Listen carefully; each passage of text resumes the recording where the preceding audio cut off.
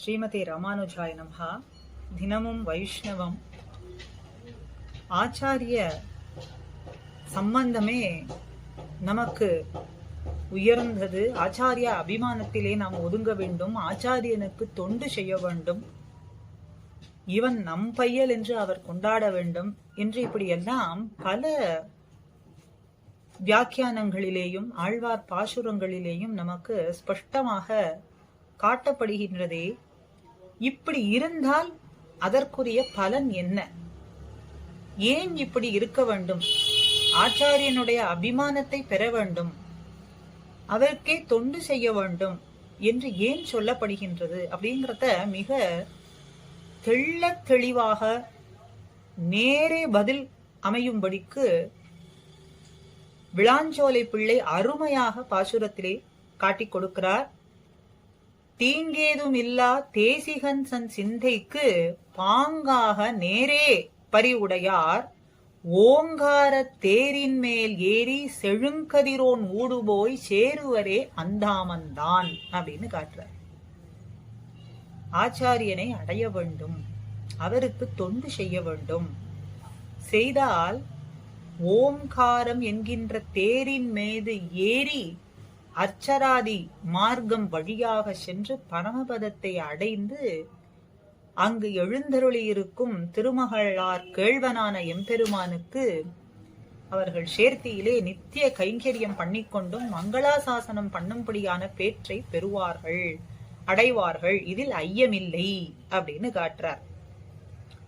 தீங்கேதும் இல்லாத தன் ஆச்சாரியனிடத்திலே பிரேமம் அற்று இல்லாத, பிரேமம் இல்லை அப்படின்னு சொல்லாதபடியான பொல்லாங்கு ஒன்றுமே இல்லாத தன் ஆச்சாரியனிடத்திலே பிரேமம் இல்லை அப்படிங்கிறது இல்லாமல், அபச்சாரங்கள் ஏதும் இல்லாமல், அதாவது பலவிதமான விஷயங்களை இந்த இடத்துல காட்டுற. பக்தி இல்லாது, அபச்சாரங்கள், பாகவத அபச்சாரங்கள், குலத்தை இட்டு ஒருவனை உயர்த்தியோ தாழ்த்தியோ என்று சொல்லுவது, இப்படிப்பட்ட பொல்லாங்குகள் ஒன்றுமே இல்லாத, தீங்கேதும் இல்லா தேசிகன் அப்படின்னு சொல்லும் பொழுது ஆச்சாரியர், குரு அப்படின்னு சொல்றோம். இதுக்கெல்லாம் நேரே ஒரே பொருள் என்னன்னு சொன்னா ஆச்சாரியன் குருன்னு அர்த்தம்.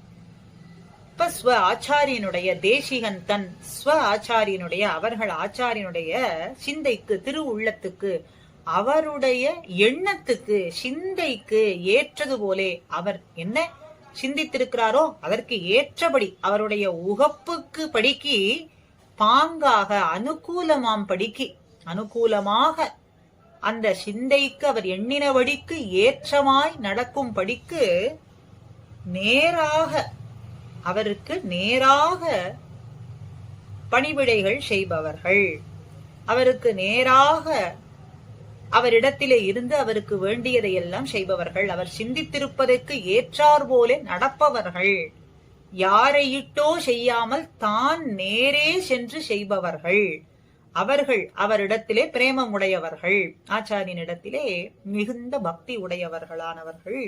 ஓம்காரம் என்கின்ற தேரின் மேலே ஏறி செழும் கதிரினோடு சூரிய மண்டலம் இரவி மண்டலத்தூடேகி அப்படின்னு ஆர்த்தி பிரபந்த பாசுரம் காட்டுவதுபடியும், அப்படி சூரிய மண்டலத்தின் வழியாக அர்ச்சராதி மார்க்கத்திலே போய் அழகான பரமபதத்திலே எழுந்தருளி இருந்து சேருவார்கள், நித்திய கைங்கரியம் பண்ணுவார்கள்.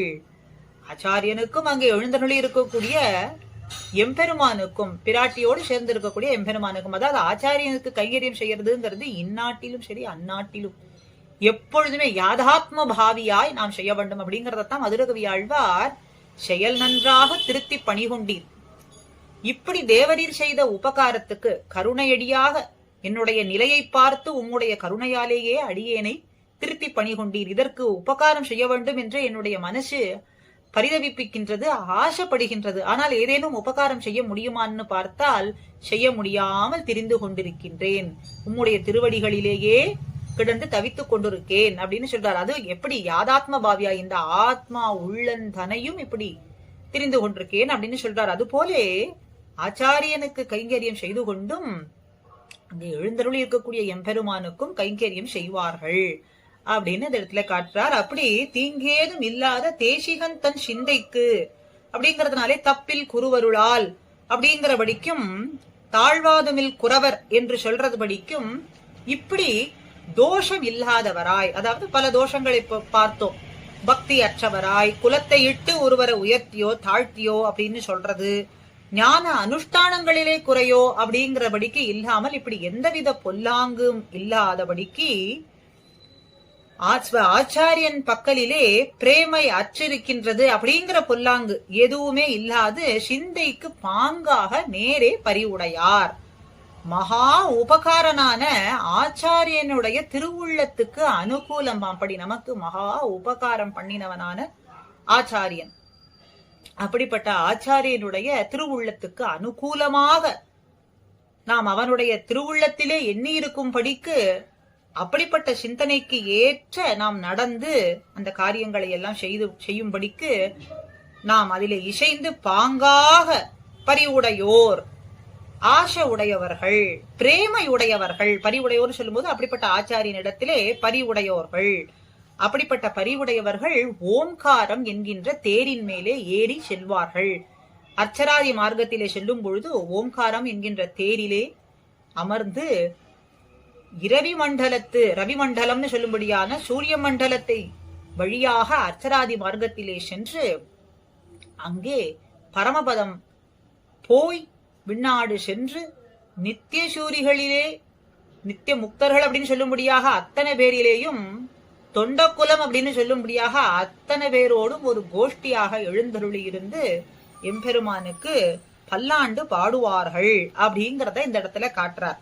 ஆக இப்போ இந்த பாட்டாலே நமக்கு தெரியறது சாரம் என்ன அப்படின்னு பார்த்தால், ஆச்சாரிய சம்பந்தம் மோட்சத்துக்கே ஹேத்துவாக இருக்கும். ஆச்சாரிய சம்பந்தம் அப்படிங்கிறது மோட்சத்துக்கு வழி காட்டுவதாக அமைகின்றது அப்படிங்கறத இந்த பாசுரத்திலே நாம் நன்னாக தெரிந்து கொண்டோம். அப்போ இந்த பிரபந்தத்தாலே இந்த சப்தகாதை அப்படிங்கிற பிரபந்தம் நமக்கு காட்டுவது என்ன? அர்த்த பஞ்சகத்தை நமக்கு காட்டுகின்றது, நன்னாக உரைக்கின்றது. அது எல்லாமே ஆச்சாரியனிடத்திலேயும் தெரிகின்றது அப்படிங்கறதையும், அவரிடத்திலே பிரேமம் அற்று இருப்பவர்கள் ஸ்வாத்மாதகதர் அப்படின்னும் தெரிகிறது. அதாவது பொல்லாங்கு உடையவர்கள், அவர்களுக்கு மோட்சம் செல்லுவதற்கான ஒரு வழியோ ஒரு நெறியோ அவர்களுக்கு தெரியாது, தப்பிவிடும் அப்படிங்கறதும் தெரிகின்றது. அதுக்கு பின்னே அதிக்ரூரர்களாகவும் இந்த சம்சாரத்திலேயே உழன்று கொண்டும் இதர விஷயங்களிலேயே மண்டி இருக்கும்படியான ஒரு நிலையை அடைவார்கள் அப்படிங்கிறது தெரிகிறது. அப்ப இதுக்கு நேரே ஆச்சாரிய சம்பந்தம் பெற வேண்டும். எதற்காக? மோட்சத்துக்கு செல்ல வேண்டும் அப்படிங்கிற ஆசையுடையவர்கள் ஆச்சாரிய சம்பந்தத்தை அடைய வேண்டும்.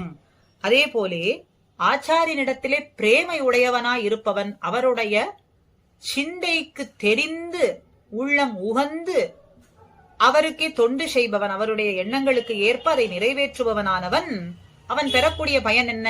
அர்ச்சராதி மார்க்கத்தின் வழியாக சென்று பரமபதத்திலே முக்த ஐஸ்வர்யத்தையே பெற்று கைங்கரிய சாம்ராஜ்யத்திலே இவனும் ஒரு ராஜ்யம் அடைந்தவனான ராஜா அப்படின்னு சொல்லும்படியான ஒரு பேற்றை அடைவான். அதுவும் எப்படின்னா யாதாத்ம பாவியா, இந்த ஆத்மா உள்ளந்தனையும் அந்த பேற்றை இவன் அடைவான் அப்படிங்கறத இந்த பாசுரத்திலே நமக்கு நன்னாக காட்டி கொடுக்கிறார். அப்ப ஆச்சாரிய சம்பந்தம், ஆச்சாரிய அபிமானம், ஆச்சாரியனுக்கு தொண்டு செய்வது, அவன் உகப்பு அடையும்படிக்கு தொண்டு செய்வது அப்படிங்கறதையெல்லாம் நமக்கு அவசியம் ஆறது.